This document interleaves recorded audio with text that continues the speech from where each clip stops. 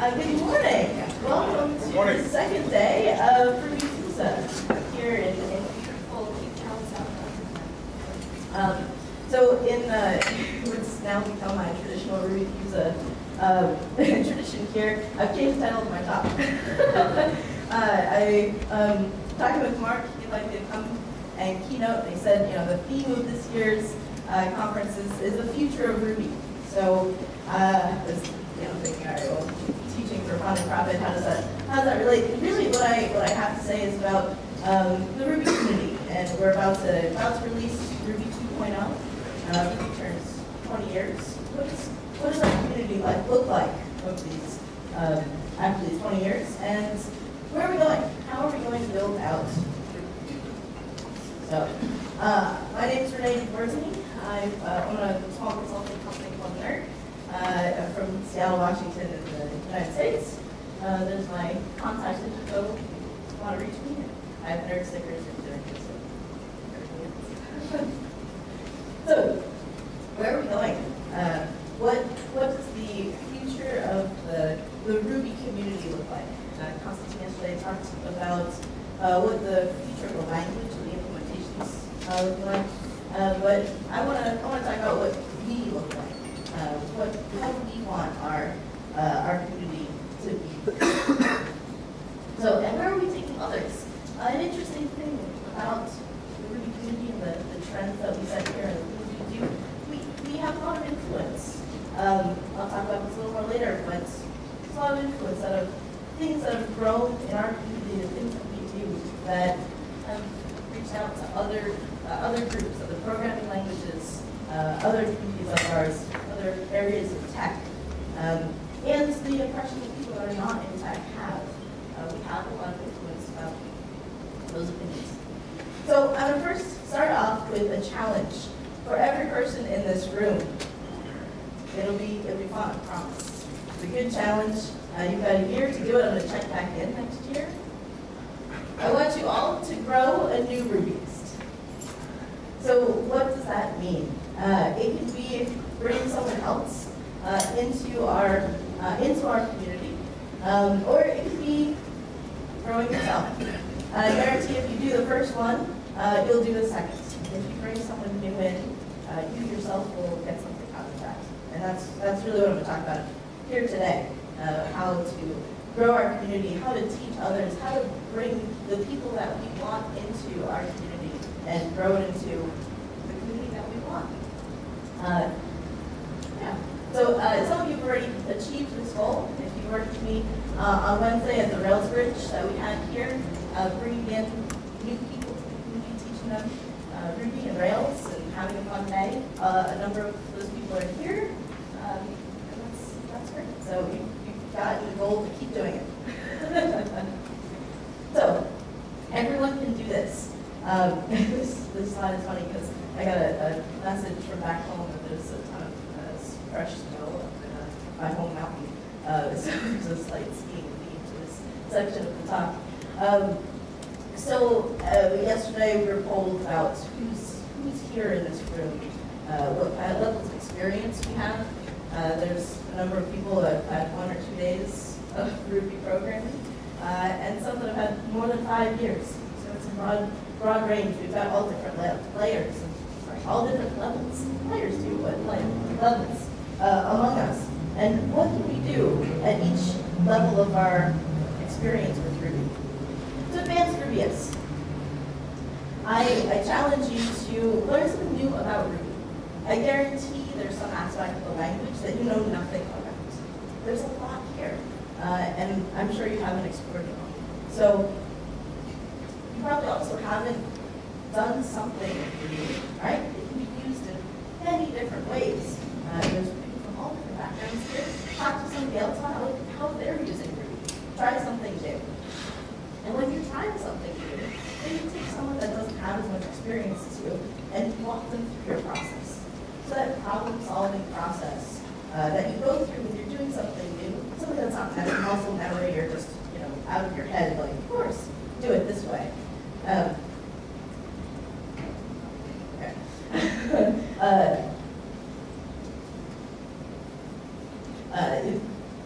That process other people. So bring somebody that doesn't have as much experience and walk them through how you're problem solving. So pair with someone less advanced than you while you're learning something. So the intermediate Rubyists. Pair with someone completely new. Probably everything you do daily with Ruby is not already ingrained. It's not muscle memory. You're still learning. You're still kind of thinking through the process, doing a bit of problem solving, not understanding every aspect of what's going on.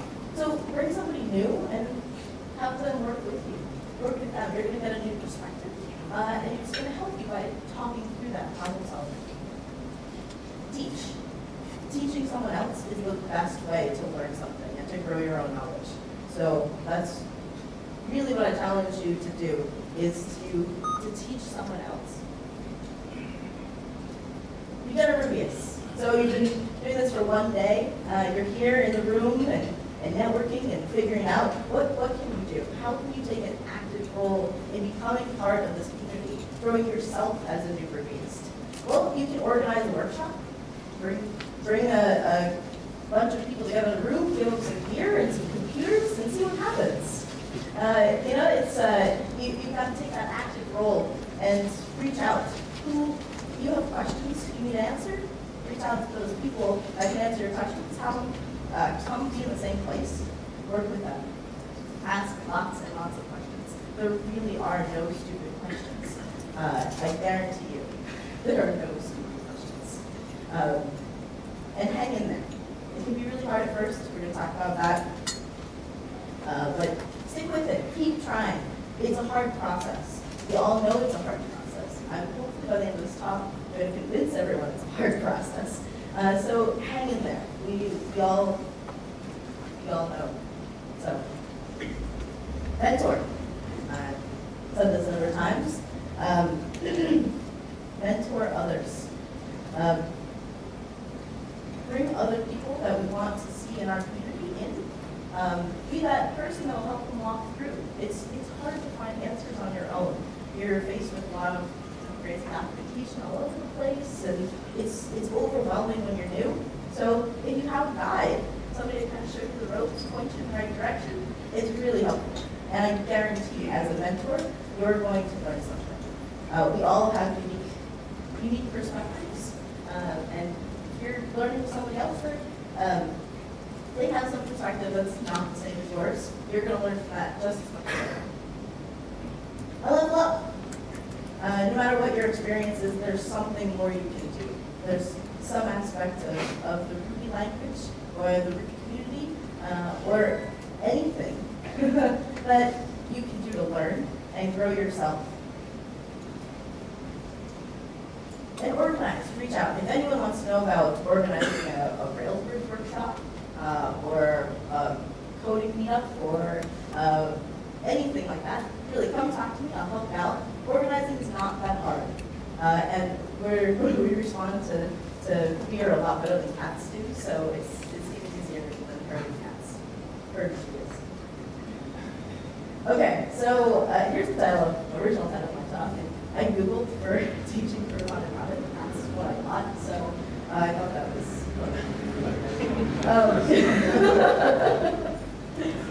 right. So,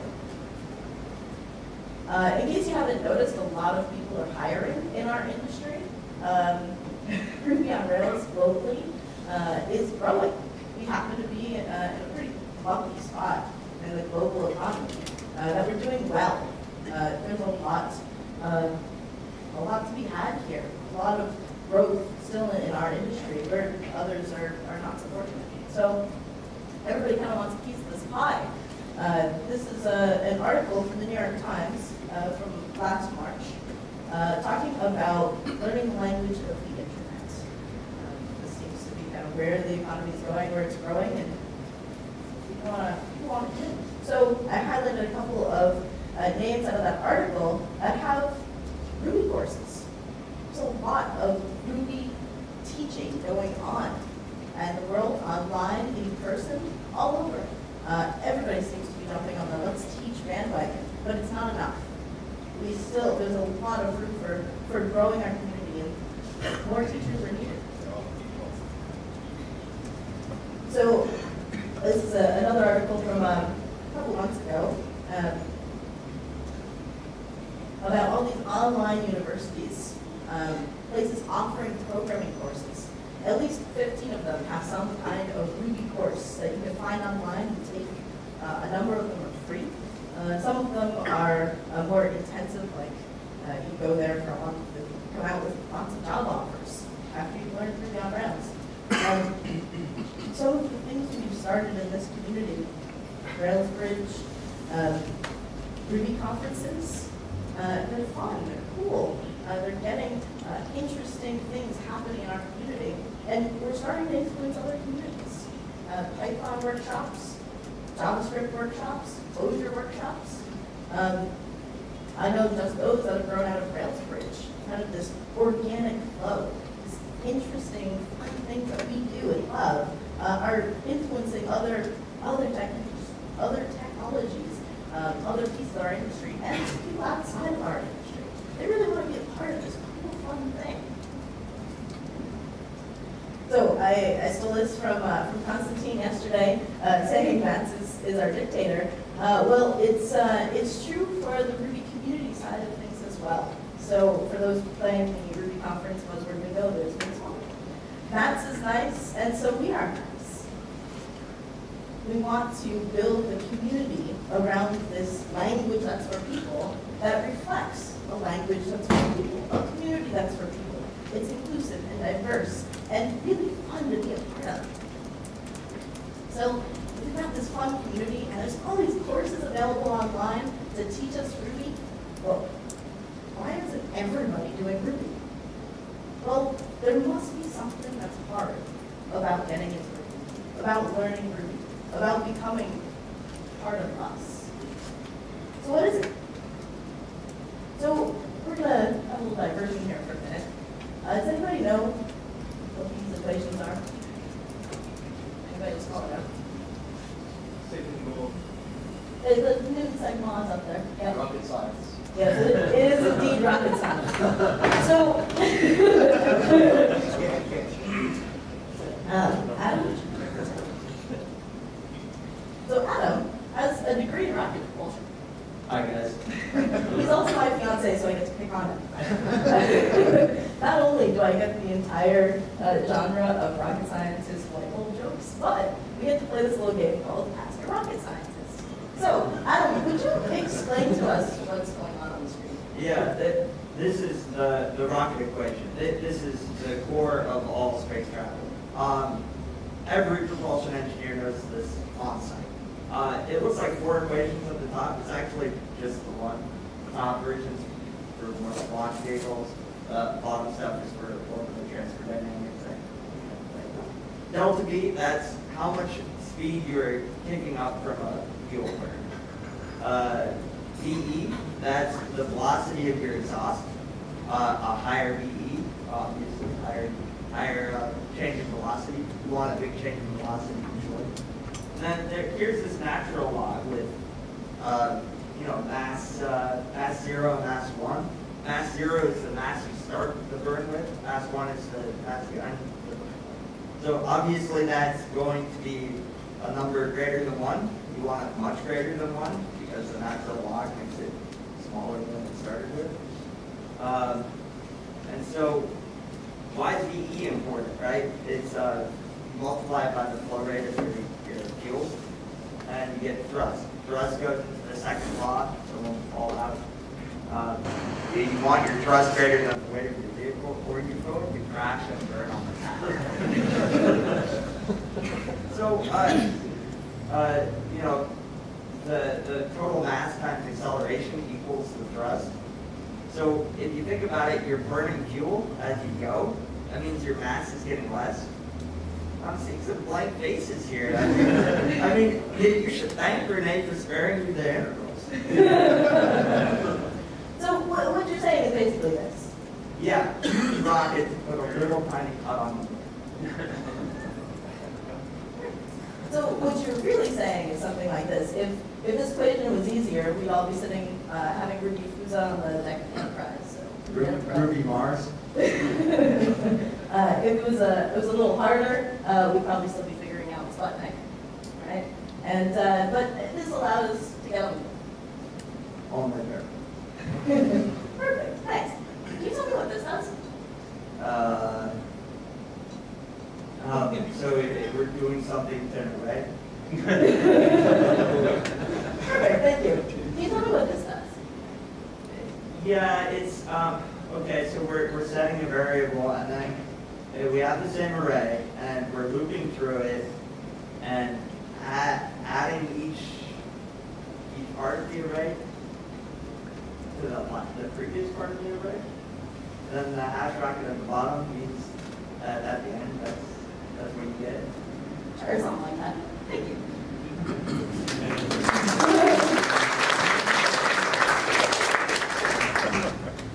Cool. So, I could say something along the lines of take all the crayons in the first cubbyhole, throw them in a box, and do that for each cubbyhole in order. Throw them in a box, count how many crayons there are, and give me the result. Yeah, a 5-year-old probably do this version. This one's a little more complicated, but we're codifying that, right? It's going through. We say it's a loop. It's not really a loop. I mean, we're passing a block to a method. Okay, so there's more going on here, but we simplified it. Yeah, you loop through, you count up some stuff. This is just shorthand, right? So we're taking some operation and applying it to everything in a box. Sure. I haven't really explained what's going on in the text, but I've given you enough to work with it. You could probably take that and apply it, maybe figure out that you can put a multiply in there, and probably work the way you'd expect it to. You don't have to be dangerous. Kind of get the idea, right? So I've made some simplifications, shown kind of other versions of doing this, something you can relate to. So you don't need a rocket science degree to understand inject. But having a rocket science degree doesn't help you understand inject. You still need somebody that's had experience with it, that's worked with this before, to break it down for you, to make some simplifying assumptions, to explain what's going on. We have to remember this as we talk to each other, as we bring new people in. We take a lot for granted, some of that context. We have to remember to kind of break it down. How can we make an analogy? How can we make a simplification? Somebody has to start somewhere. Simplifying assumptions are good. It helps us build up that base, that common experience that we have, and work from there. Someone with no common experience, doesn't matter, what they're trained in. They don't have the experience, don't have that commonality. They're not going to get it. You're going to have to break it down. So keeping this in mind, if you start mentoring and bringing other people and teaching is really important. And there's something for everyone here. There's more complicated stuff going on in inject. Because how is inject implemented? Is it implemented different in different Ruby implementations? What's going on in the background? When would I use inject versus the each method? Is there an optimization here? Is one faster than the other? There's a lot going on in just this simple bit of Ruby code. And we forget about that sometimes. So as somebody even more advanced, there's a lot to think about here. So it's not just, oh, I've been doing this for a long time, I can explain it to somebody else I do. There's something for you to learn as well. So, why is learning Ruby so hard? So we talked a little bit about the language, relating to common experiences, but Ruby has a lot of moving parts. We talk about those. And it's in comparison to some other languages, right? So Java, for instance, download the development kit, download Eclipse, you got an IDE right there, kind of one click installer, you go at it, hack at it, it works, you can see what's happening, it's kind of instant feedback. There's one source for kind of documentation, some website, whatever, you kind of figure out. Microsoft has C# and VB, there's kind of this one spot, you download an IDE. Cool, that's pretty simple. There's a little more complicated environment and everything going on in Ruby. An interesting thing I was thinking about as we put together this talk and over time doing a number of Rails bridges. So our kind of best practice in the industry, I look around the room and I see a sea of Mac products. You know, the Ruby developers usually use a Mac or Linux. Most Ruby developers are not on Windows. But I will tell you, after I just realized March will be my 3rd year doing Rails Bridge workshops, and for 3 years, people that have come into those workshops on the install fest night to get them set up with Ruby and Rails, Windows machines outside of Ruby. The Rails installer for Windows has been around for a long time. One click, boom, it works. If you, and the best part of that is, if you have a crazy, like, environment, some kind of awful error that no one knows and Google's not helpful, you know what fixes it? Rerun the installer. I'm serious, you rerun the installer. Like, whatever version of Windows you got, Windows XP, old versions, I've never tried that 95, I've never know that. But, you know, XP, whatever, Windows 10, run the installer, boom, works. That's pretty cool. So up until very recently, there is now an installer for Mac. Windows was the best place to start if you're a new person with Ruby on Rails. But it's not what we do. If you're a Ruby developer, you're not working in Windows. It's slow, it's hard, it's painful. Extra stuff doesn't necessarily work there. So I understand that being here and working in the industry, but for a new person, that means it's great. And I'll tell you from experience, getting Ruby installed on Tiger or Leopard, when people come in with old Macs that want to learn, that they're not in the industry that have kept up with the latest Mac stuff, RVM does not install on Tiger. You have to go back to compiling from source. It sucks. And for a new person, not going to happen. So, what are all these pieces that are going on? I talked about the one-click installer, but what has to happen with that one-click installer, right? And all these pieces, like, do you need to understand them all to do Ruby? Well, Git and GitHub. What is this? Okay, so GitHub is this website. There's codes of working. Like, okay, you can sign up for this, you click around, there's some code, but then I'm using Git commands at the command line, and how are those connected? And what does this have to do with Ruby? Oh, well, it's a best practice in the industry. We need something for source control. We use Git, it's a really powerful tool. It does branch and merging really well. Yeah, you should learn it right from the start. Just make sure you're tracking everything with Git. So yeah, learn this as you're learning. Okay, sure.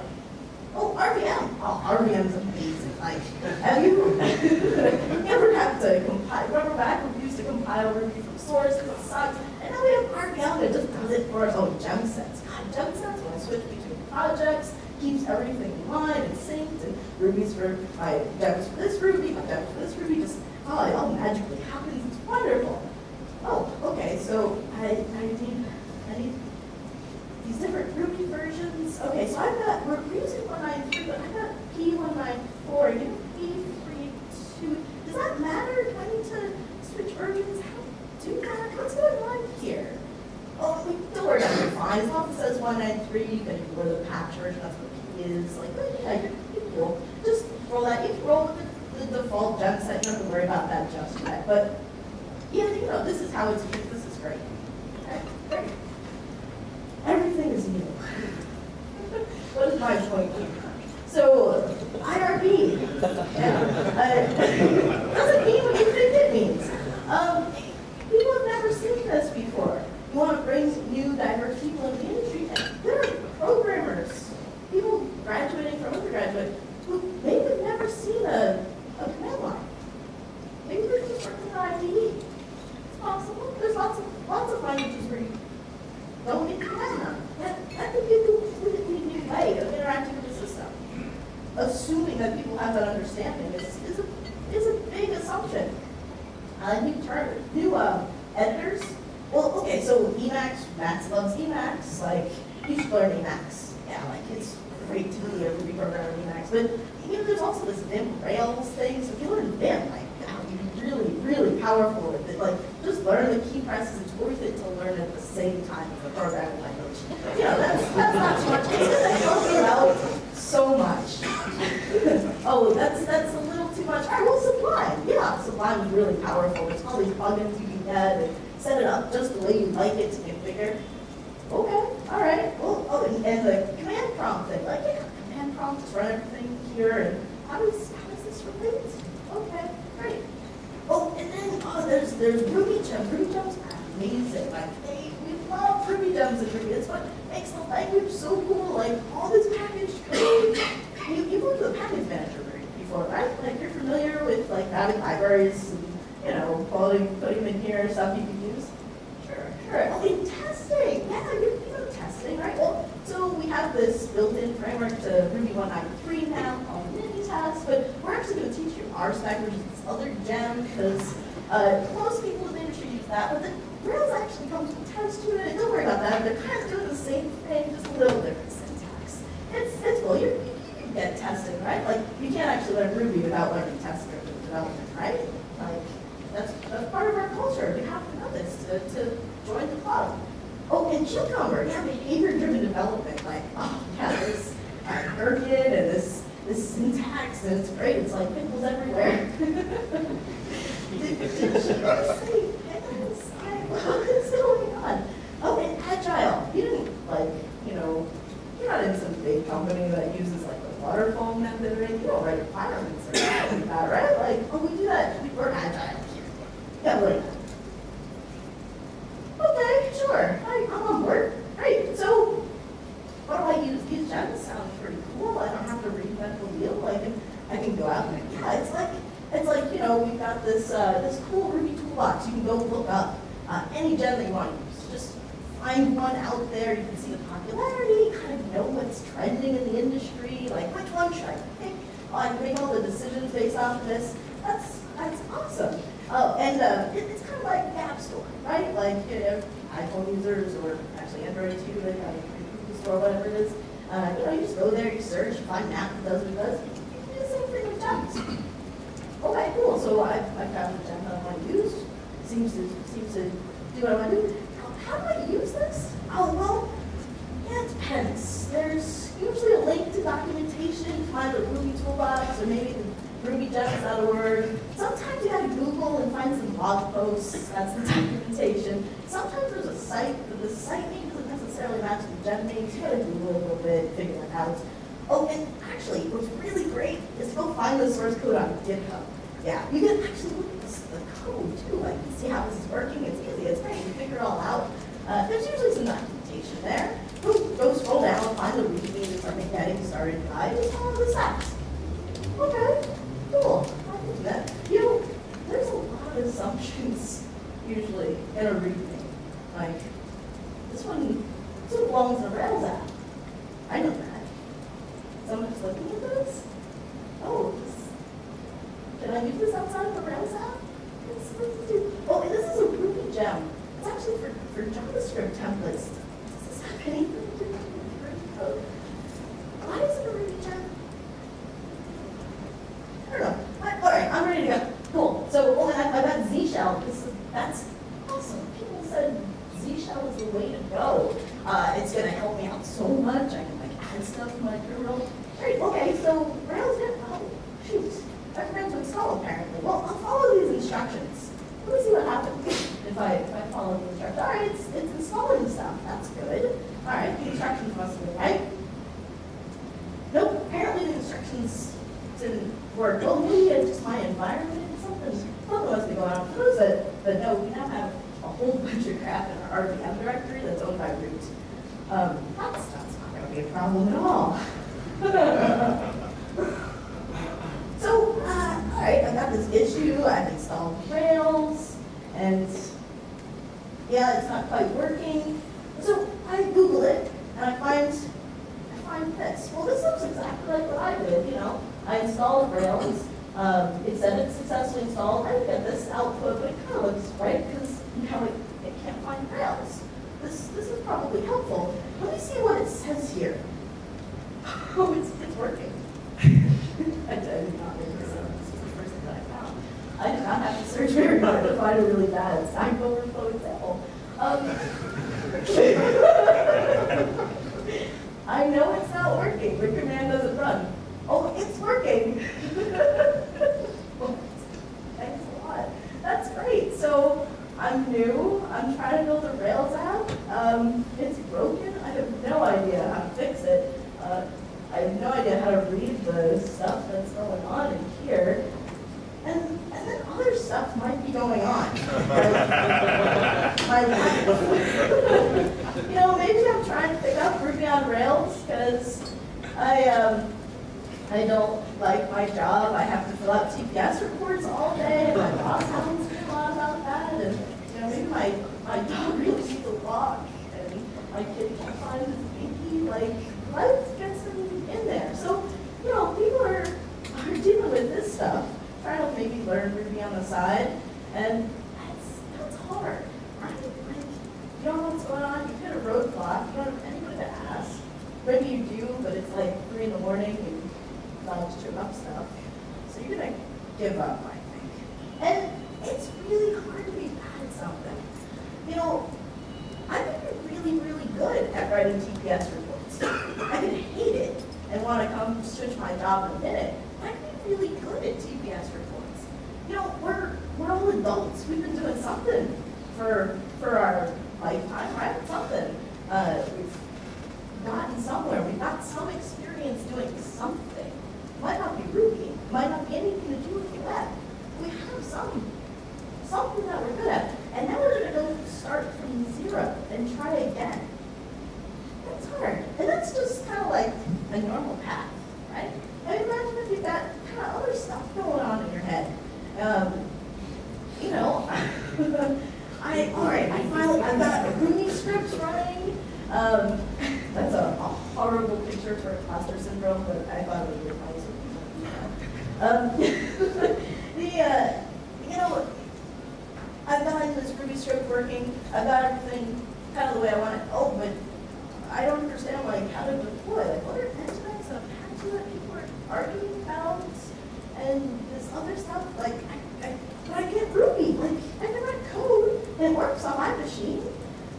Oh, but there's all this other stuff. It just keeps kind of piling on. That can be really, really hard to overcome. Like, should I just go back to the TPS report right away? That's a lot easier. I know how to do that. So, what's my point? There's a lot going on that we take for granted, that we forget. We gain that experience, and that shared understanding we have, that's a big hurdle for somebody coming in.